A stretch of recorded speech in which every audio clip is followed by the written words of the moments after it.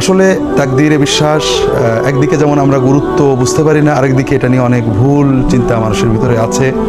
ইসলামের তাকদীরে বিশ্বাস আর অন ইসলামী ভাগ্য দর্শন অনেক সময় এক করে ফেলে, খিচুড়ি করে গুলিয়ে ফেলা হয়।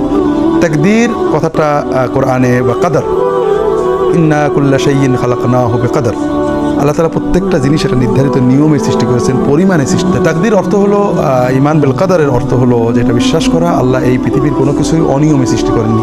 চাঁদ, সূর্য, গ্রহ, নক্ষত্র, আমাদের সব কিছুই একটা নির্দিষ্ট নিয়মে তৈরি করেছেন। এই নিয়মে যেমন সূর্য ওঠা রয়েছে, এই নিয়মে যেন পানি উপরতে পড়া রয়েছে, এই নিয়মে বিষ খেলে মানুষ মারা যাবে রয়েছে, এসবই আল্লাহর তাকদীর। দ্বিতীয় আরেকটা বিষয় হলো তাকদীর বিশ্বাস, যেটা কোরআন এবং সুন্নাহ বোঝায়, যে আল্লাহ তাআলার ইলম অনাদি অনন্ত। তিনি তার অনাদি অনন্ত এলেমে সৃষ্টির আগে থেকেই জানেন কখন, কবে, কখন কোন জিনিসটা দুনিয়াতে আসবে, কে কি করবে। আল্লাহ তাআলা প্রতিটি মানুষকে তার স্বাধীন ইচ্ছা শক্তি দিয়ে সৃষ্টি করেছেন, এটা কোরআন বলেছে, ওয়াহাদাইনাহুন নাজদাইন। কিন্তু মানুষ তার এই স্বাধীন ইচ্ছা ব্যবহার করে কি করবে এটাও আল্লাহ জানেন। যেমন আমরা সহজে বুঝতে পারি, আল্লাহ তাআলা আবু বকর এবং আবু লাহাবকে সৃষ্টি করেছেন। আল্লাহ তাআলা দুজনকেই স্বাধীন